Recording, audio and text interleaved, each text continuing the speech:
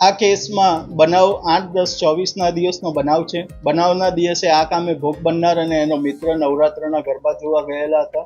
ગરબા જોઈને પછી ગાડીમાં પેટ્રોલ ખલાસ થઈ ગયું, પેટ્રોલ ભરાવા જતા હતા અને ત્યારબાદ રસ્તામાં ભોગ બનનાર વોશરૂમ કરવા ખેતરમાં ગઈ બાજુમાં. એ દરમિયાન ત્રણેય આરોપીઓએ આ ભોગ બનનાર અને એના મિત્રને જોયા, એનો પીછો કર્યા પછી ભોગ બનનારનો જે મિત્ર છે તે મિત્રના પહેલા તો કપડાં કઢાવી નાખ્યા, એ લોકોને ધમકાવ્યા, ભોગ બનનારનો મોબાઈલ લૂંટી લીધો.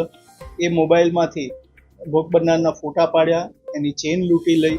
ત્યાર પછી ત્રણ આરોપીઓએ એક પછી એક ભોગ બનનાર સાથે ખેતરમાં ગેંગ રેપ કર્યો અને ગેંગ રેપ કર્યા પછી ગામ લોકો આવી જતા ત્યાંથી ત્રણેય આરોપીઓ નાસી ગયેલા.